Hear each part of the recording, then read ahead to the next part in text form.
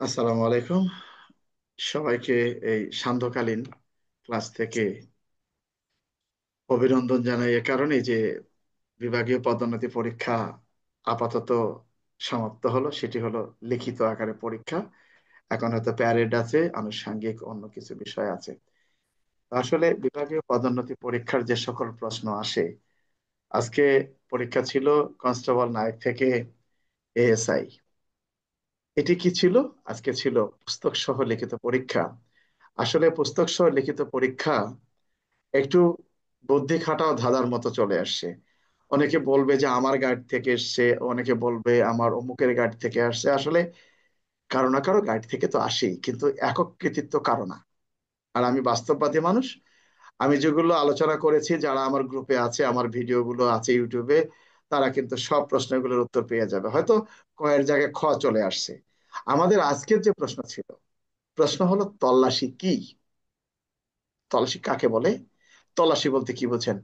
আচ্ছা, যারা গাইড মুখস্থ করেছে যে তল্লাশি বলতে 96 ধারা অনুযায়ী কাগজপত্র উদ্ধার, 98 ধারা অনুযায়ী চোরাই মাল উদ্ধার, 100 ধারা অনুযায়ী মানুষ উদ্ধার, আমি আপনাদের উপরে ছেড়ে দিলাম। একটা প্রশ্নের সংজ্ঞা কি তিনটা ধারা হতে পারে? কখনো হতে পারে না। তা তল্লাশি কাকে বলে? যারা কোর্টে চাকরি করে, হাজতখানায় বলে যে আমি আসামি তল্লাশি করে নিয়ে আসতেছি, বলে না? তার মানে কি? খুঁজে নিয়ে আসতেছি। তার মানে কি?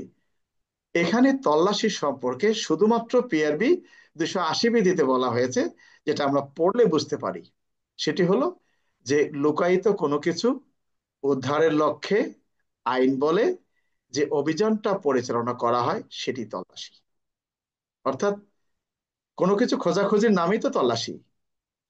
তো এখানে আমি যদি দিই 96 ধারা অনুযায়ী, এই 98 ধারা অনুযায়ী, আচ্ছা, একটা সংজ্ঞার উত্তর কিন্তু তিনটা ধারা কখনোই হতে পারে না। এটা বুঝতে হবে। কেন পরীক্ষা কঠিন হলো? আপনি আমি বুঝি না বলেই আপনার আমার কাছে পরীক্ষাটা কঠিন হলো। এরপরে কি প্রশ্ন আসলো? সাধারণত কত ধরনের তল্লাশি করা হয়ে থাকে? সাধারণত কত ধরনের পুলিশ তল্লাশি করেন? দুই ধরনের তল্লাশি করেন। একটি হলো পরোয়ানা সহ, একটা হলো পরোয়ানা ছাড়া। হয়তো এখানে লিখতে পারে যে পুলিশ সাধারণত তল্লাশি করে থাকে। কি বলা আছে? সাধারণত কত ধরনের তল্লাশি করা হয়ে থাকে। সাধারণত কত ধরনের তল্লাশি, কত ধরনের তল্লাশি করা হয়ে থাকে? দুই ধরনের, পরোয়ানা সহ, পরোয়ানা ছাড়া। আপনি বড়জোর এখানে দিতে পারেন যে পরোয়ানা সহ এই ধারায় পুলিশ তল্লাশি করতে পারেন, পরোয়ানা ব্যতীত পুলিশ এই ধারায় তল্লাশি করতে পারেন। অর্থাৎ কথাটা হলো সাধারণত কত ধরনের তল্লাশি করা হয়ে থাকে তা বর্ণনা দিন। বর্ণনা মানে এই নয় যে এই ধারা এই বলেছে, এই ধারা এই বলেছে। আপনাকে বুঝতে হবে যে আপনাকে লেখা থাকলো যে তল্লাশি বলতে কি বোঝেন, ব্যাখ্যা দিন, বিস্তারিত লিখুন। তার মানে এই নয় যে পুরো বইটা আপনি লিখবেন। এটা আপনার ভুল। এটাই আমরা সব সময়, আমি কিন্তু আমার ক্লাসে বলে দিতাম যে যারা পরীক্ষক, তারা কিন্তু আমাদের শত্রু না। তারা যে প্রশ্ন তৈরি করে, আমরা নিজেরাই মনে করি যে আসলে প্রশ্নটা খুব কঠিন হয়ে আসছে আমার জন্য, কিন্তু উত্তর যখন আমরা দেই তখন কিন্তু আমাদের জন্য একেবারে সহজ হয়ে দাঁড়ায়। হয়তো আমার সাথে অনেকে দ্বিমত পোষণ করবে, তাদের সাথে আমি চ্যালেঞ্জ করব, আমাকে প্রশ্নটা যেন বুঝিয়ে দেয়। দ্বিতীয় নম্বর প্রশ্ন: একজন দোকানদার ভেজাল খাদ্যদ্রব্য বিক্রি করে পুলিশের কাছে ধরা পড়ছেন। অর্থাৎ একটা ব্যক্তি ভেজাল খাদ্যদ্রব্য বিক্রি করে পুলিশের কাছে ধরা, অর্থাৎ বোঝা যাচ্ছে যে বিক্রি করাকালীন সময় পুলিশের কাছে ধরা খেয়েছে। আচ্ছা, এখন এখানে কি জানতে চাচ্ছে? কোন আইনে ব্যবস্থা গ্রহণ করা যাবে ভেজাল খাদ্যদ্রব্য বিক্রয়? এটি 1974 সনের বিশেষ ক্ষমতা আইনে তার বিরুদ্ধে ব্যবস্থা গ্রহণ করা যাবে। আমরা বড়জোর এখানে লিখতে পারি 1974 সনের বিশেষ ক্ষমতা আইনের 25-এর গ। এখানে কিন্তু বলে নাই যে এই ভেজাল যদি কেউ উদ্ধার করে। কি বলছে? আমাকে যা জিজ্ঞেস করছেন তাই উত্তর দেব। কি বলছে?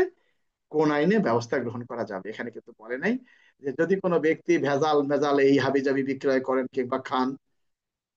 দিননাথ, মতদিন পর দিননাথ আসছে মনে হয়, তাই না? দেখো তো চেহারাটা তাই মনে হইলো। তার মানে তাহলে 1974 সনের বিশেষ ক্ষমতা আইনের 25-এর গ ধারায় ব্যবস্থা নেওয়া যাবে। এরপরে কি জানতে চাচ্ছে, এটা কোন ধরনের অপরাধ, অপরাধটা কি আমলযোগ্য, জামিনযোগ্য, জামিনের অযোগ্য, এটা জানতে চাচ্ছে। তার মানে এখানে 32 ধারায় বলা হয়েছে অপরাধটি হলো আমলযোগ্য, জামিনের অযোগ্য।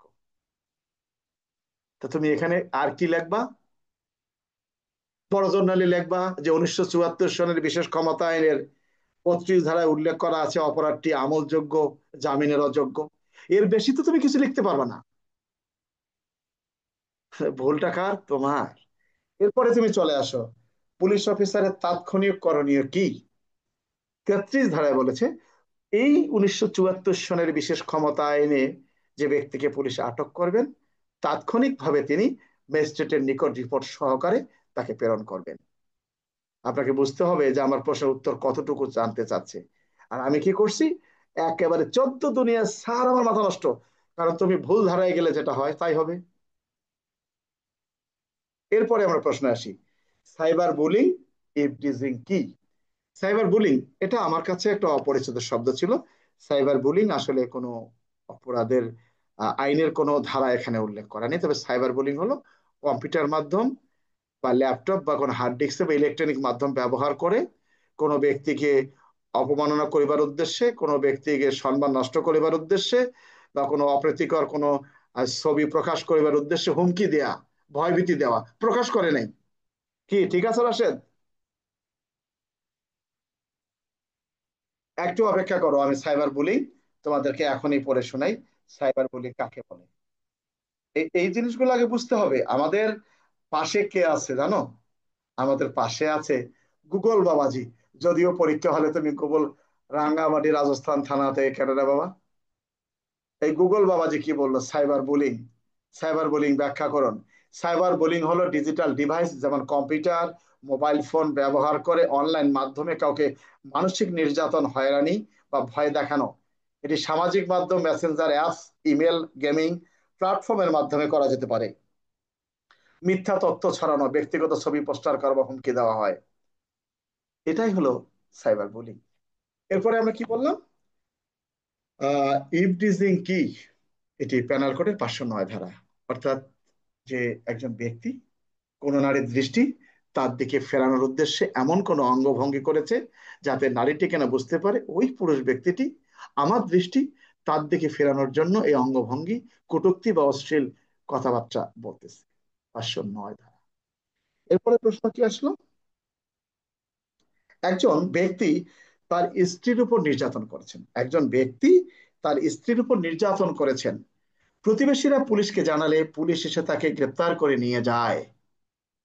এখানে কি জানতে চাচ্ছে, পুলিশ কোন ধারা অনুসারে গ্রেপ্তার করতে পারেন। তার মানে যদি কোনো ব্যক্তি কোনো অপর কোনো ব্যক্তিকে নির্যাতন করেন, এটা কি, যেহেতু প্রশ্নে বলা হয়েছে একটা অপরাধ, এটা কোন ধরনের অপরাধ, এটা কি, তাহলে কি তাকে আটক করতে পারেন? 54(2) কি বলা আছে, আমরা একটু 54(2) ধারাটা দেখি, আমরা তাকে পারি কিনা বর্তমান প্রচলিত আইন অনুযায়ী। 54(2) কি বলা আছে আমরা একটু দেখবো, যেহেতু আমাদের পরীক্ষা হয়ে গেছে। 54(2) কি বলা আছে, এমন কোন ব্যক্তি যার বিরুদ্ধে যুক্তিসঙ্গত অভিযোগ উত্থাপিত হয়েছে অথবা বিশ্বাসযোগ্য তথ্য পাওয়া গিয়েছে, তার মানে কি সে যে নির্যাতন করেছে বিশ্বাসযোগ্য তথ্য পাওয়া গিয়েছে, অথবা যুক্তিসঙ্গত সন্দেহ রয়েছে যে সে একটি আমলযোগ্য অপরাধ করেছে, তাহলে পুলিশ তাকে বিনা পরোয়ানায় গ্রেপ্তার করতে পারবেন। ভালো কথা। এখন এই অপরাধটা আমলযোগ্য কিনা, আমরা যদি এই পারিবারিক সহিংসতা, এই পারিবারিক সহিংসতা যে আইন আছে একটা, জানো কি পারিবারিক সহিংসতা, জানো তোমরা পারিবারিক সহিংসতা যে একটা আইন আছে কি? জি স্যার। রাশেদ, রাশেদ কি রাশেদ কই? জি স্যার, স্যার, স্যার। পারিবারিক সহিংসতা আমি দেখাচ্ছি তোমাকে। পারিবারিক সহিংসতা সুরক্ষা বিধিমালা আছে একটা, পারিবারিক সহিংসতা আইনের কত ধারা, 29 ধারায় যদি আমরা আসি কি বলা আছে দেখি। কি প্রশ্ন জানতে চাচ্ছে, এই অপরাধটা কি আমলযোগ্য কি না, অর্থাৎ একজন ব্যক্তি একজন ব্যক্তি তার স্ত্রীর উপরে নির্যাতন করেছেন, হাত ফুলে গেছে, পা ফুলে গেছে, কিচ্ছু বলে নাই। আচ্ছা, আমরা আসতেছি কিন্তু এখানে বলছে আমলযোগ্যতা, জামিনযোগ্যতা, আপসযোগ্যতা। এই আইনের অধীন সংগঠিত অপরাধ আমলযোগ্য হবে, জামিনযোগ্য হবে এবং আপসযোগ্য হবে। কারণ প্রশ্নে কি বলা আছে, একজন ব্যক্তি তার স্ত্রীর উপরে শারীরিক নির্যাতন করেন, প্রতিবেশীরা পুলিশকে জানালে পুলিশ তাকে এসে গ্রেপ্তার করে নিয়ে যায়। এরপরে বলছি কি দেখো, ভিকটিমের জন্য কি ধরনের আইনগত সহায়তা পাওয়া সম্ভব। ভিকটিমের জন্য এখন আমরা যদি দেখি এই আইনের 4 ধারায় কি বলা হয়েছে, পুলিশ অফিসারের দায়িত্ব এবং কর্তব্য। কারণ পুলিশ তাকে ধরে নিয়ে আসছে, কাকে, ওই লোকটাকে। এবং ভিকটিম কে কে আইনগত সহায়তা পাবে, ভিকটিম। এখন এই আইনের 4 ধারায় বলা আছে, যেখানে পারিবারিক সহিংসতা সংঘটিত হয়েছে এ সম্পর্কে পুলিশ সংবাদ পেয়েছেন, পুলিশ সেখানে উপস্থিত হয়ে ভিকটিমকে কি জানাবেন, এই আইন অনুসারে তার প্রতিকার পাওয়ার অধিকার আছে, চিকিৎসা সেবা পাওয়ার সুযোগ আছে, প্রয়োগকারী কর্মকর্তার নিকট থেকে সেবা প্রাপ্তির সুযোগ আছে, প্রয়োজনে আইনগত সহায়তা ইত্যাদি পরামর্শ, অন্য কোনো আইনে প্রতিকার পাওয়া তার উপায় আছে, এগুলো তাকে আপনি জানাবেন। তাহলে কি বললো, ভিকটিমের জন্য কি ধরনের আইনগত সহায়তা পাওয়া সম্ভব, এটা কি অন্য কোনো আইনে আছে এটা, কি রাশেদ? তাহলে প্রশ্নের উত্তর কি? প্রশ্নের উত্তরটা হলো পারিবারিক সহিংসতা প্রতিরোধ সুরক্ষা আইন 2010-এর 4 ধারা। এরপরে 29 ধারা। কথাটা কি বোঝা গেছে? আচ্ছা, এরপরে আমরা আসি, একজন সন্দেহভাজন ব্যক্তিকে গ্রেপ্তার করার পর পুলিশ হিসাবে আপনার দায়িত্ব কি। তার মানে আপনি এখানে ভবঘুরে সন্দেহভাজন নয়, সন্দেহজনক ভাবে ঘোরাফেরা করার কারণে একজন ব্যক্তিকে আপনি গ্রেপ্তার করেছেন। তাহলে কোন ব্যক্তিকে গ্রেপ্তার করার পর পুলিশের করণীয় কি, গ্রেপ্তার করার পর পুলিশের করণীয়, এখানে বলছে কি যে গ্রেপ্তার করার পর আপনার দায়িত্ব কি, করণীয় না, দায়িত্ব। মনে করো দায়িত্ব কি, তাহলে গ্রেপ্তার করার পর পুলিশ অফিসারের যে দায়িত্ব, এটা নতুন করে সংযোজন হয়েছে কোথায়, সিআরপিসি 46-এর ক থেকে ওম পর্যন্ত চালু হয়েছে। তাহলে কতে বলছে গ্রেপ্তারকারী কর্মকর্তার কর্তব্য, তাহলে এখানে কি বলছে, গ্রেপ্তারকারী কর্মকর্তার কর্তব্য। তা গ্রেপ্তারের আগে আপনি তাকে ছবি দেখাবেন, সবকিছু জানাবেন। এই যে গ্রেপ্তারকারী কর্মকর্তার করণীয় কি, তার মানে কি বলা আছে, গ্রেপ্তার পুলিশ অফিসার হিসেবে গ্রেপ্তার করার পর, তার মানে গ্রেপ্তার করেছেন, এখন আপনার দায়িত্ব কি। তাহলে এখানে বলা হয়েছে, যদি অভিযোগ দেখা দেখো, গ্রেপ্তারকৃত ব্যক্তির শরীরে কোনো অস্বাভাবিক চিহ্ন পাওয়া গেলে সেক্ষেত্রে চিকিৎসার ব্যবস্থা নেবেন হাসপাতালে। গ্রেপ্তারকৃত ব্যক্তি ইচ্ছা করলে, গ্রেপ্তারকৃত ব্যক্তি তার মানে গ্রেপ্তার করে ফেলেছেন অলরেডি, তার পছন্দসই কোনো আইনজীবীর সাথে পরামর্শ করার সুযোগ দিবেন, আত্মীয় স্বজনকে 12 ঘন্টার মধ্যে জানাবেন। এরপরে বলছে গ্রেপ্তারের তথ্য আপনি রেজিস্টারে লিপিবদ্ধ করবেন এবং আপনার ডায়েরিতে লিপিবদ্ধ করবেন। কি হলো বিষয়টা, গ্রেপ্তার করার পর অর্থাৎ, সাউন্ড বন্ধ করো। প্রশ্নটা হলো, একজন সন্দেহভাজন ব্যক্তিকে গ্রেপ্তার করার পর, অর্থাৎ গ্রেপ্তার করার পরে আপনার করণীয় কি। তাহলে এই প্রসঙ্গে কোথায় বলা আছে, সিআরপিসি 46-এর কয়ের ওমতে দেখো, গ্রেপ্তারকৃত ব্যক্তির শরীরে, বিষয়টা বুঝতে পারছো? এবং যদি অভিযুক্ত ব্যক্তি বাসস্থান, আমার দরকার নাই, কি বলা আছে, গ্রেপ্তারকৃত ব্যক্তির শরীরে কোনো আঘাতের চিহ্ন পাওয়া গেলে ধারা ওমো অনুযায়ী চিকিৎসার ব্যবস্থা করবেন, তার কাছ থেকে সার্টিফিকেট নেবেন, গ্রেপ্তারকৃত ব্যক্তি ইচ্ছা করলে তার আত্মীয় স্বজন, তার আইনজীবীর সাথে কথা বলার সুযোগ দিবেন 12 ঘন্টার মধ্যে। গ্রেপ্তারের তথ্য আপনি কোন দেখো, গ্রেপ্তার কর্মকর্তা, গ্রেপ্তারকারী কর্মকর্তা সরকারি নিবন্ধনে একটি এন্ট্রি করবেন। তার মানে প্রশ্ন কি বলছে, আপনি গ্রেপ্তার করেছেন, আপনার করণীয় কি। কি বিল্লাল, আমার কথা কি ঠিক আছে? কি রাশেদ,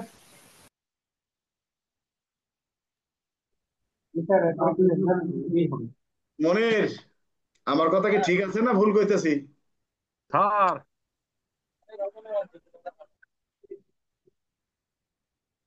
আমি কি ভুল করতেছি কিনা তাও তো জানি না নাকি। এটাই দিছি স্যার, এটাই দিছি, ভুল হইলো এটা দিছি, সঠিক হইলো এটাই দিছি স্যার। এটাই সঠিক উত্তর। রাজস্থলী থানা রাঙ্গামাটি বাংলার শেষ প্রান্তে। যাও, পরবর্তীতে আসি আমরা প্রশ্ন। আইনসঙ্গত হেফাজত থেকে আসামি পলায়ন করলে পুলিশ অফিসারের করণীয় কি?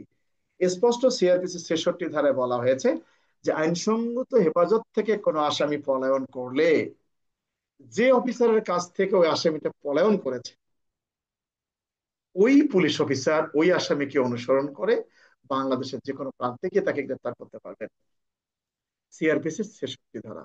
এখানে আপনি 224 ধারায় মামলা দিবেন, এ করবেন সে করবেন, এটা জানতে চাই নাই, চাইছে সিআরপিসির 66 ধারা। এরপরে প্রশ্ন আসি আমরা, ধর্ষণ এবং বেবিচারের মধ্যে পার্থক্য কি? ধর্ষণের সংজ্ঞা কত ধারায়? পেনাল কোডে 375 ধারা। বেবিচার কত? 197 স্যার। 497 ধারা। 497 ধারা। এখন প্রশ্ন হলো যে ইচ্ছাকৃত ভাবে দৈহিক সম্পর্কের কি বলা আছে, ইচ্ছাকৃত দৈহিক সম্পর্কে কি ধর্ষণ বলা যাবে? ইচ্ছাকৃত ভাবে কোনো নারী যদি কারোর সাথে দৈহিক সম্পর্ক করে, এটা কৃষ্ণলীলা খেলা, এটা কোনো ধর্ষণের মধ্যে পড়ে না। কিন্তু নারীর বয়স যদি 16 বছরের কম হয় তাহলে ইচ্ছাকৃতটা তখন আর ইচ্ছা থাকে না, অনিচ্ছায় পরিণত হয়, তার মানে সেটি ধর্ষণ হিসেবে পরিণত হয়। তার মানে এর চেয়ে সহজ প্রশ্ন পরীক্ষা আসার কোনো সুযোগ নেই।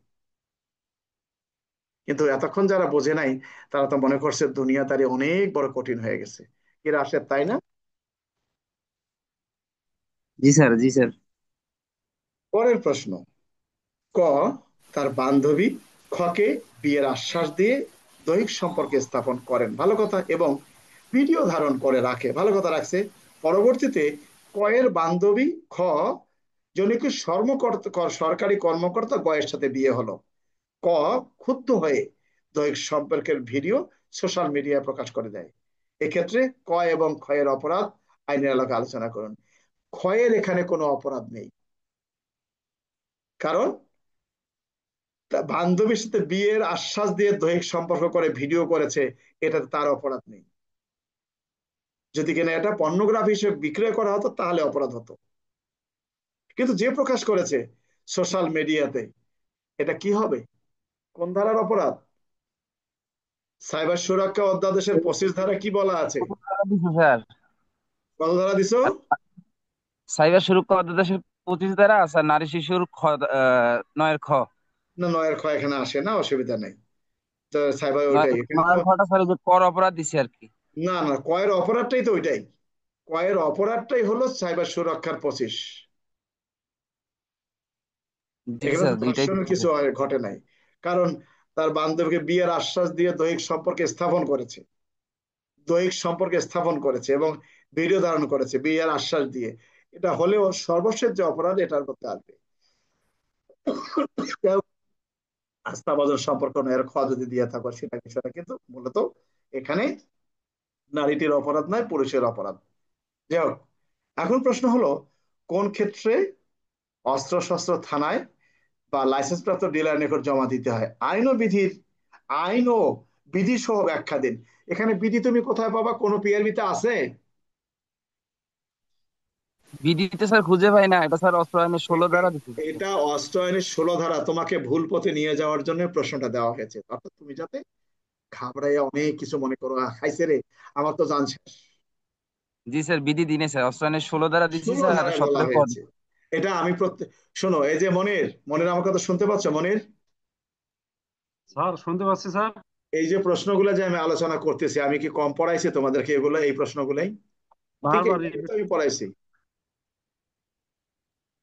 স্যার, হ্যাঁ, স্যার আমাদের দীননাথ দাদা মনে হয় ভালো পরীক্ষা হয়েছে স্যার, আসলে মনে হয় কথা বললে ভিডিও অফ দিনরাত তো করে রাখছে। আসলো না।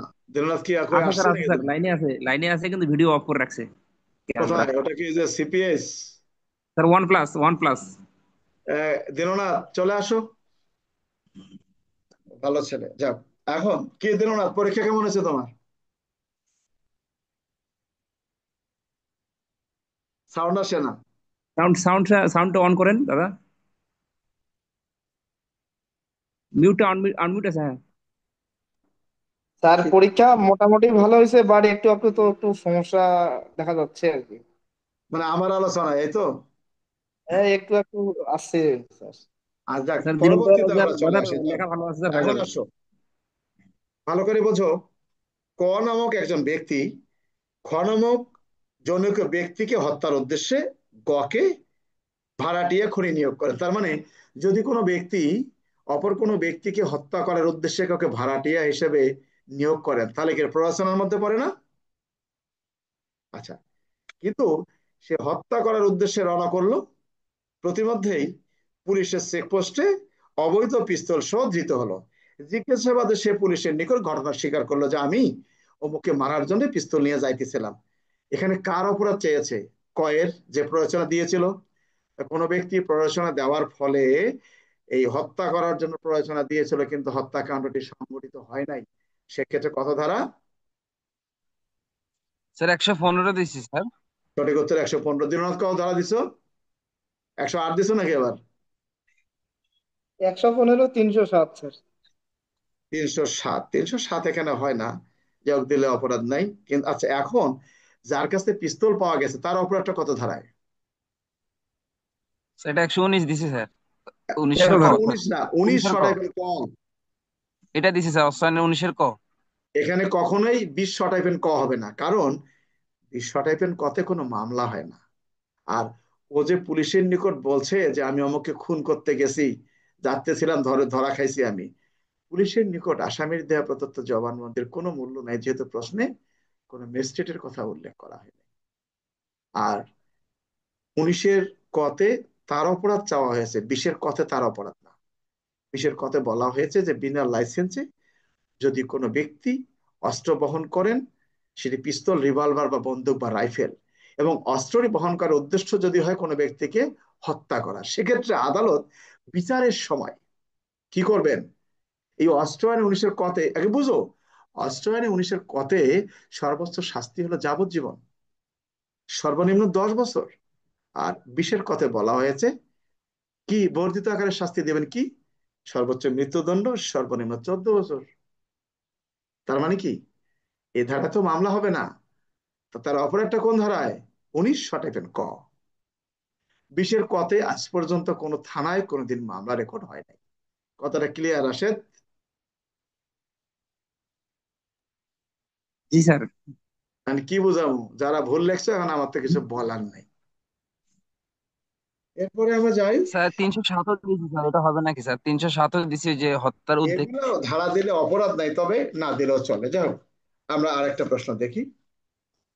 গতকালকে পুস্তক ব্যতীত প্রশ্ন হয়েছিল। পুস্তক ব্যতীত প্রশ্নটা একটা আসলে একটু কঠিন হয়েছিল। যেমন গ্রেপ্তারের সংজ্ঞা লিখুন, তার মানে গ্রেপ্তার কাকে বলে? তাহলে গ্রেপ্তার কাকে বলে, 46 একই বলা হয়েছে গ্রেপ্তার কাকে বলে। এখানে গ্রেপ্তার বলতে যে বিষয়টা বোঝানো হয়েছে যে কোনো ব্যক্তির ব্যক্তিগত স্বাধীনতাকে হরণ করে আইন বলে আইনের হেফাজতে নেওয়াটাকে গ্রেপ্তার বলে। বলছে কথা অথবা কার্য দ্বারা যদি কোনো ব্যক্তিকে আয়ত্তে আনা না যায়, তাহলে গ্রেপ্তারকারী কর্মকর্তা ওই ব্যক্তি তার দেহটা স্পর্শ করবেন। যেটা এমসিকিউতে আসছিল একটা বিষয়। আচ্ছা, এবং গ্রেপ্তারকৃত ব্যক্তির অধিকার সমুন্নত রেখে গ্রেপ্তারের আইনগত পদ্ধতি সমূহ আলোচনা করুন। গ্রেপ্তারের আইনগত পদ্ধতি মানে এই নয় সিআরপিসি 46 থেকে 53 পর্যন্ত। গ্রেপ্তারের পদ্ধতি সিআরপিসি 46 2-3, অর্থাৎ বলা হয়েছে কথা অথবা কার্য দ্বারা যদি কোনো ব্যক্তিকে আয়ত্তে আপনি আনতে না পারেন, তাহলে যতটুকু ক্ষমতা প্রয়োগ করে তাকে আপনি আয়ত্তে আনতে পারবেন, এর বেশি আপনি ক্ষমতা প্রয়োগ করতে পারবেন না। এরপরে কি বলেছে? যাকে আপনি গ্রেপ্তার করতে গেছেন, সেই ব্যক্তিটা যদি কোনো পরোয়ানার আসামি হয়ে থাকে, তাহলে তার পলায়ন রোধকল্পে আপনি আগ্নেয়াস্ত্র ব্যবহার করতে পারবেন। তবে সে যদি মৃত্যুদণ্ড, যাবজ্জীবন কারাদণ্ডে দণ্ডনীয় অপরাধে অভিযুক্ত হয়ে থাকে, সেক্ষেত্রে তার পলায়ন রোধকল্পে মৃত্যু ঘটালেও তা অপরাধ হিসেবে গণ্য হইবে না। কিন্তু যদি এ ধরনের অপরাধ না হয়ে থাকে, তাহলে কিন্তু আপনার মৃত্যু ঘটালে অপরাধ হবে। তার মানে আপনি কি পদ্ধতি অনুসরণ করে একটা ব্যক্তিকে আপনি গ্রেপ্তারটা কার্যকর করতে পারবেন, আপনার বোঝা উচিত। নাম্বার দিছে 5, আমি 47 থেকে 53 যাব, যে গেছে তার বিষয়। এরপরে আমরা আসি, নারী অভিযুক্তকে গ্রেপ্তারের স্যার সময় ও পরে কি ব্যবস্থা লক্ষ্য রাখা আবশ্যক? 54 কতে বলা হয়েছে, তাই না? কি বলা হয়েছে রাশেদ? আচ্ছা, গ্রেপ্তারের পরে কি করবেন? নারী আসামিকে বিশেষভাবে কি করবেন আপনি? স্যার 52 ধারায় আসবে স্যার, আর 52 এছাড়া আর কিছু নাই। অর্থাৎ কোন নারীকে গ্রেপ্তার করিবার পর যদি তার দেহ তল্লাশির প্রয়োজন দেখা দেয়, তাহলে অপর আর একজন নারীকে দিয়ে 52 ধারার বিষয়টি এখানে উল্লেখ করতে হবে, তো। আচ্ছা, এখন ওই ওয়ারেন্ট, হাত করা লাগাবো, গ্রেপ্তারি পরোয়ানা ইত্যাদি, এগুলোর কিন্তু মানে হাত করা লাগাবো কিনা লাগাবো এটার প্রয়োজন নাই, এটা মনে রাখবা। কখন কি পরিস্থিতিতে থানার ভারপ্রাপ্ত কর্মকর্তা জামিনের অযোগ্য অপরাধে অভিযুক্ত ব্যক্তিকে জামিনে মুক্তি দিতে পারেন? আমরা উত্তর লিখবো, সিআরপিসি 497 ধারা অনুযায়ী জামিনের অযোগ্য অপরাধে ব্যক্তিকে পুলিশ থানার অফিসার ইনচার্জ জামিনে মুক্তি দিতে পারেন তখন যখন কিনা সেই ব্যক্তিটাকে তিনি গ্রেপ্তার করেছেন বিনা পরোয়ানায়, এবং পরিস্থিতি এমন যে ওই ব্যক্তিটা শারীরিকভাবে অসুস্থ, বয়স্ক বা শিশু, সেক্ষেত্রে তাকে জামিনে মুক্তি দিতে পারেন। জামিনে মুক্তি দেওয়ার পর পূর্বে কি করবেন? তিনি যাচাই বাছাই করে দেখবেন যে কাগজপত্রগুলো সঠিক আছে কিনা, অর্থাৎ তিনি যাকে গ্রেপ্তার করেছেন আসলে তার গ্রেপ্তারটা সঠিক আছে কিনা। এবং তারপরে কর্তব্য সময় তিনি এটা মুচলেকা ছাড়া ছাড়তে পারবেন না, কারণ সিআরপিসি 63 ধারায় বলা হয়েছে যাকে আপনি গ্রেপ্তার করেছেন তাকে থানার থেকে যখন আপনি ছেড়ে দিবেন, হয় তার মুচলেকা নিয়ে ছেড়ে দিবেন, আদালতের আদেশ নিয়ে ছাড়বেন, অথবা তাকে জামিনে দিবেন, অন্যথায় তাকে আপনি ছাড়তে পারবেন না। এই তো প্রশ্নের উত্তর। 63 ধারাটা কি স্যার উল্লেখ করে দিতে হবে স্যার? ওর মানে লাগবে না, লেখাগুলো 63 ধারা ওর দিন নাই লাগবে স্যার। না এত কিছু, তোমার 97 ধারায় 497 হলো মেন। আচ্ছা, জি এরপরে কি স্যার, এটা প্রশ্ন দিছি দেখি? স্যার। এএসআই কি থানার ভারপ্রাপ্ত কর্মকর্তা হতে পারেন? হ্যাঁ, সিআরপিসি 4 তো পিআরবি 201, এবং আমরা যদি দেখি পিআরবি 207-এর মধ্যে স্পষ্ট করে বলে আছে, 207-এর গতে, যে একজন এএসআই অফিসার ইনচার্জের অনুপস্থিতিতে সিআরপিসি 4 ধারা অনুযায়ী থানার ভারপ্রাপ্ত কর্মকর্তার দায়িত্ব হতে পারেন। এখন বলছে ব্যাখ্যা করুন, তাই বলে তুমি কি ব্যাখ্যা দিবা যে ক নামক অফিসার নাই এই জন্য খকে নিয়োগ করার না? এটা হলো তোমাকে একটু ঘাবড়ানোর জন্য প্রশ্নটা দেওয়া হয়েছে। এরপরে কি বলছে দেখি, এখানে বলা আছে যে থানায় কর্মরত একজন এএসআই দায়িত্ব এবং কর্তব্য আলোচনা করুন। থানায় কর্মরত, এখন থানায় কর্মরত একজন এএসআই দায়িত্ব এবং কর্তব্য আলোচনা করুন, এখানে কিন্তু শুধুমাত্র পিআরবি 207-এর ক, থানায় কর্মরত এএসআই দায়িত্বের মধ্যে কি পড়ে? সাব ইন্সপেক্টরের সাহায্য, তদন্তকরণিক কাজে সাহায্য করা স্যার। তদন্ত কাজে সাহায্য করা, এগুলাই তো। আচ্ছা, আমি সংক্ষেপে কথাটা বলছি। এরপরে কি বলছে, একজন এএসআই মামলা তদন্তের ক্ষমতা আছে কি? আমরা লিখবো হ্যাঁ, পিআরবি 207-এর গতে বলা হয়েছে অনিবার্য কারণে একজন এএসআই মামলা তদন্তের ক্ষমতা আছে। আর আপনারা কি লিখছেন? ডিউটি অফিসার থাকলে পারে, এই তো ঘোড়ার ডিম। প্রথমেই তো বলা আছে যে একজন এএসআই অনিবার্য কারণে মামলা তদন্ত করতে পারবে, অর্থাৎ অনিবার্য কারণ কি? যখন সাব ইন্সপেক্টর টাব ইন্সপেক্টর নেই, তখন মামলা তদন্ত করতে পারবেন। স্যার অপমৃত্যুর ক্ষেত্রে পারে, এটা দিছে, এটা কি হবে নাকি স্যার? 207-এর গ দিছো? এটা তো দিছি স্যার, আবার ওই যে 174 দ্বারা অপমৃত্যুতে তদন্ত এগুলা করতে পারে এগুলা স্যার, বোগাস, এটাও দিয়ে এগুলা দিছি দেওয়া স্যার। কেন? এটাই তো সমস্যা। বলছে এএসআই মামলা 174 ধারা অপমৃত্যু মামলা তদন্ত করতে পারবেন, 174 ধারায়। তা তোমার 174 ধারা চাইছে, এটা যাক, সেটা তোমাদের বিষয়। যাক, আমরা আসি এখন।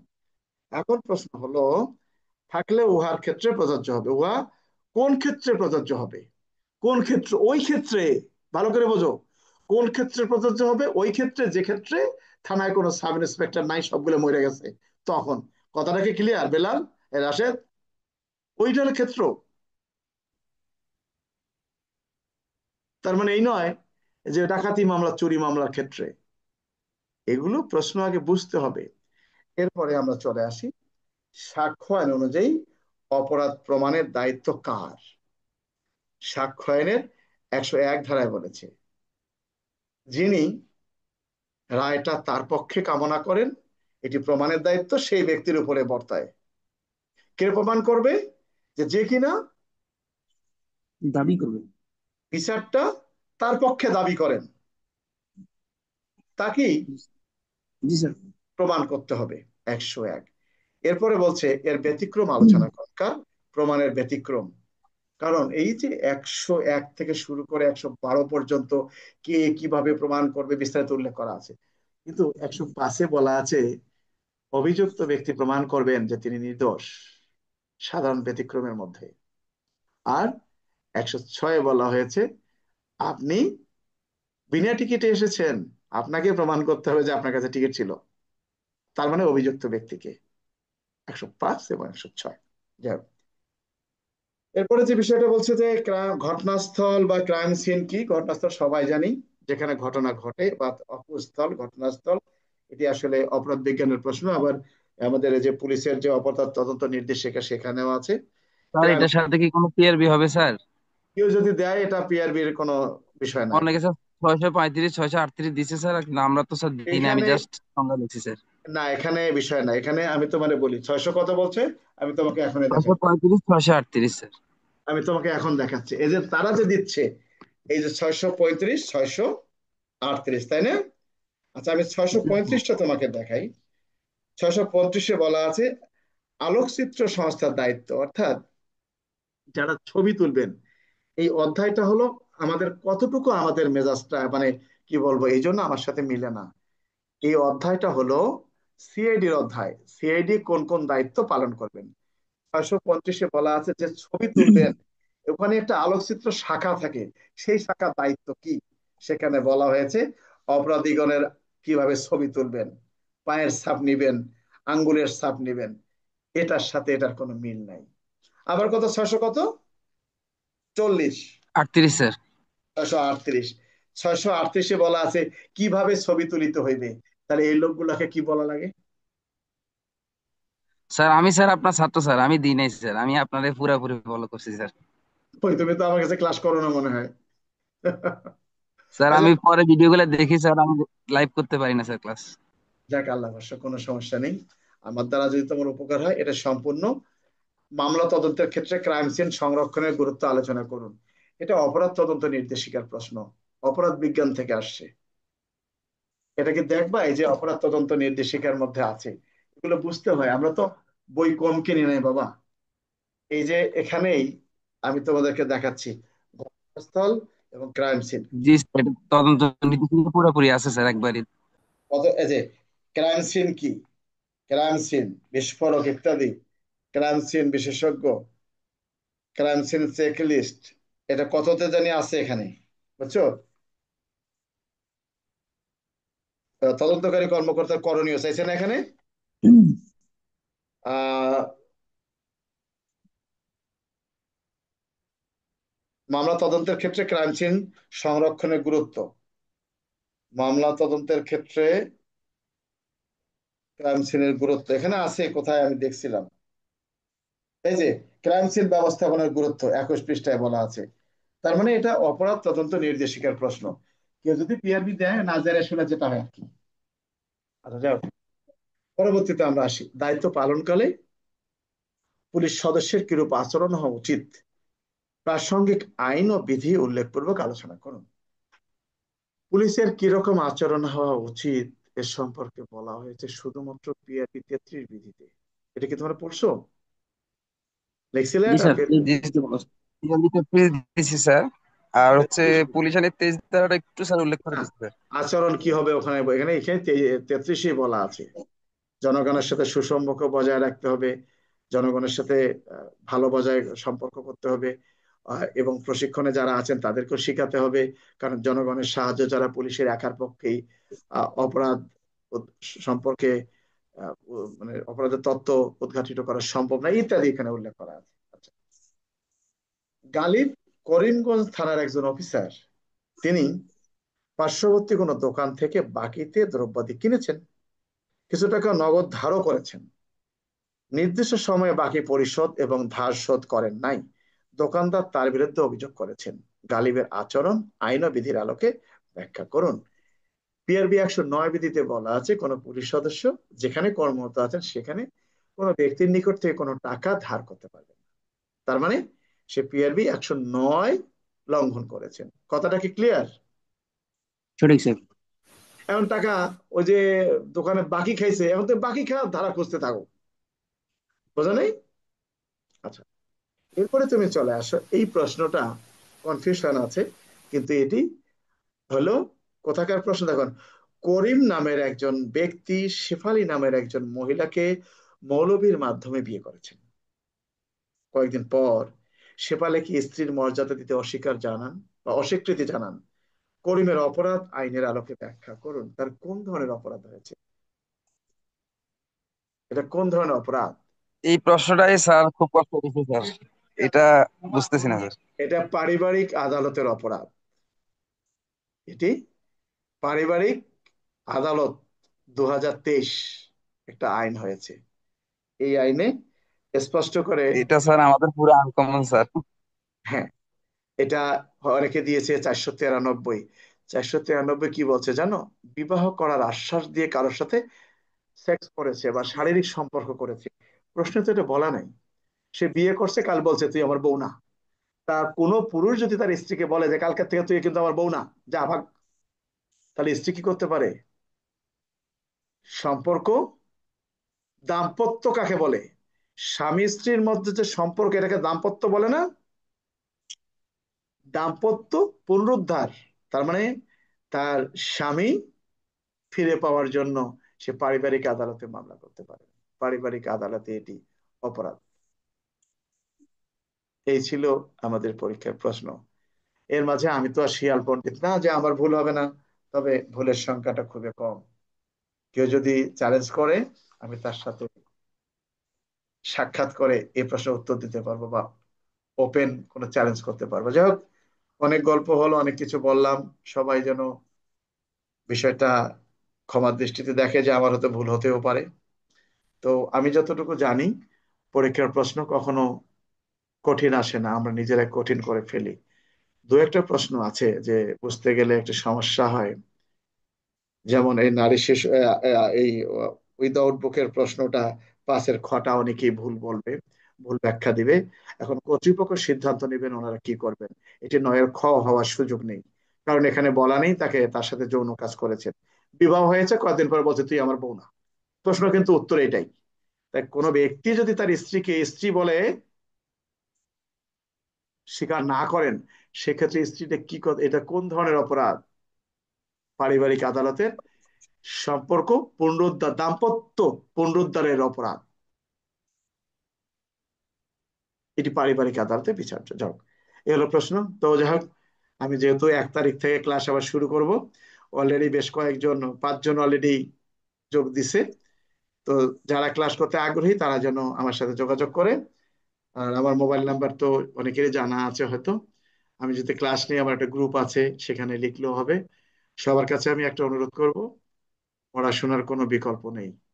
তো দুঃখের বিষয়, আমার এখানে যারা ক্লাস করছে আজকে, তারা আমার মনে হয় ভয় আসে নাই যে স্যার তো পড়ালো একরকম, আমরা তো আসলে ভুল বুঝে ফেলেছি। এটা তাদের ব্যর্থতা নয়, এটা আমি শিক্ষক হিসেবে আমার ব্যর্থতা, কারণ আমি তাদেরকে মনে হয় ভালো শিক্ষা দিতে পারি নাই। আবার অনেকে মনের কষ্টে আসে নাই যে আসলে সহজ প্রশ্নটা আমরা হলে বসে উত্তর দিতে পারি নাই। এটা সবাইকে বুঝতে হবে। প্রশ্ন একেবারে সহজ ছিল, কিন্তু আমাদের বোঝাটা ছিল অনেক ভুল। কি রাশেদ? স্যার একটা প্রশ্ন স্যার। হ্যাঁ, স্যার ওই যে আমরা অনেক সময় লিখছি যে ফৌজদারি কার্যবিধি না লিখে সিআরপিসি লিখছি, এক্ষেত্রে কি কর্তৃপক্ষ কি স্যার কোনো কিছু? এটা কিছু যায় আসে না, এটা কিছু যায় আসে না। জি স্যার। এটা ভুল, এটা কোনো ভুল না। শোনো, একটা কথা বলি, যেখানে পরীক্ষার্থীরা এখনো দণ্ডবিধি লেখে, যারা পরীক্ষা নিচ্ছেন তারা দণ্ডবিধি লেখে, এটা তাদের একটা ভুল। আর সবচেয়ে দুঃখের বিষয় হলো, এই ধরনের প্রশ্ন, কিছু কিছু প্রশ্ন চলে আসছে পরীক্ষায়, যেগুলো সম্পর্কে আইনে কোনো সুনির্দিষ্ট কিছু বলা নেই। যেমন এই যে এখানে প্রশ্নটা ছিল যে সাইবার বুলিং ও ইভটিজিং, আসলে সাইবার বুলিং এটি সাইবার নিরাপত্তা, সাইবার সুরক্ষা অধ্যাদেশেও কিন্তু সাইবার বুলিং নামে কোনো উদাহরণ নেই। আছে নাকি, কেউ বলতে পারবা? না স্যার, সাইবার বুলিং নাই স্যার, সাইবার অপরাধ আছে। অপরাধ আছে, এটা বুঝতে হবে। যাই হোক, আমরা হয়তো গুগলে বা এআই সফটওয়্যারে বিভিন্ন কিছু জিজ্ঞাসা করলে সে উত্তর দিতে পারে। তো সবার কাছে আমি অনুরোধ করব তারা যেন ভালো করে পড়ে। আর আমার ছাত্র যারা ক্লাস করছে, মন খারাপ করার কিছু নেই। তুমি নিজে বাবা চেষ্টা করো, তুমি সাকসেস হবা। তো আমি তো আশা করছিলাম তারা ভালো কিছুই করবে, এখন কি করবে তারাই জানে। তো কিছু তো ভুল হতেই পারে অনেকেরই, কারণ প্রশ্নগুলো আমি যতটাই সহজ মনে করি আসলে ওরকম সহজ না, একটু ঘোরানো ছিল প্রশ্নগুলো। এটা বুদ্ধি খাটার বিষয় ছিল। হ্যাঁ, তো যাই হোক, তো আমরা শেষ করি। বেলাল, রাশেদ রাজস্থলী রাঙ্গামাটি থেকে আসছে, তারপরে যে রাসেল, যারা যেখানে যেখান থেকে আসুক না কেন, সবার উদ্দেশ্যে বলবো, যতদিন পদোন্নতি হয় নাই এটাকে ফেলে দেওয়া যাবে না। পরীক্ষা কঠিনই হবে সারা জীবন, এরকমই হবে প্রশ্ন। আর এই জি প্রশ্নগুলো স্যার। এই প্রশ্নগুলো আমার পূর্ববর্তী যে ভিডিওগুলো আছে, তারা যদি পড়ে প্রত্যেকটা উত্তর পাবে। প্রত্যেকটার উত্তর দেওয়া আছে, হয়তো হুবহু এরকম নাই। সাইবার বুলিং নিয়ে আমি কখনো আলোচনা করি নাই। প্রশ্ন এমন একটা বিষয়, আপনি যদি এই জন্য বারবার করে বলেছিলাম। স্যার এটাও তদন্ত নির্দেশিকা বলতেছে হ্যাঁ, হ্যাঁ, সাইবার বুলিংটা স্যার তদন্ত নির্দেশিকা আছে স্যার। থাকতে পারে তদন্ত নির্দেশিকা, এটা আমি জানি না, তবে এটা কোনো আইনের ইয়া না, যা হোক সেটা দিতে পারে। এটা শাস্তিও আছে একটা বিষয়তে, যা হোক বাদ দাও সব। তো আমি শেষ করছি। নভেম্বর মাসের 1 তারিখ থেকে আবার আমার ক্লাস শুরু হবে। কারো যদি মনে চায় আসার, তারা যেন আমার সাথে যোগাযোগ করে। আর সবার কাছে ক্ষমা চেয়ে নিচ্ছি, অনেক রাগারাগি করেছি শুধুমাত্র শিক্ষাদানের জন্যই। যতটুকু শিক্ষা দিয়েছি আমার মনে হয় তারা খারাপ কিছু শিখেনি। এখন রেজাল্ট কি করবে তার বিষয়, কারণ তার খাতায় আমি লিখতে যাব না। কিন্তু অমুক স্যার ভালো লিখে, অমুক স্যার ভালো পড়ায়, এটা তাদের ব্যক্তিগত বিষয়, আমি হয়তো ভালো নাও পড়াতে পারি। যাই হোক, তো আবার দেখা হবে। যারা আমার কাছে ক্লাস করছে তারা যেন মন খারাপ করে না। হবিগঞ্জ জেলা থেকে যারা সংযুক্ত হয়েছিল তাদের প্রতিও সমবেদনা থাকলো, তাদের প্রতি কৃতজ্ঞতা থাকলো যে তারা আমাকে স্মরণ করেছে। যদি তারা ক্লাস করতে চায় তারা যেন আমার সাথে যোগাযোগ করে। তো রাশেদ, সবাই ভালো থাকো।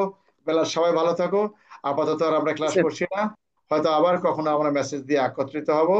ধন্যবাদ সবাইকে। কে কি অবস্থায় থাকো জানাবা। আর নভেম্বর মাসের 1 তারিখ থেকে আমরা ক্লাস শুরু করব।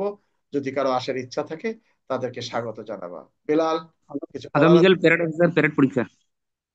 আল্লাহ ভরসা। সবাই ভালো থাকো। ধন্যবাদ সবাইকে। সবাই ভালো থাক।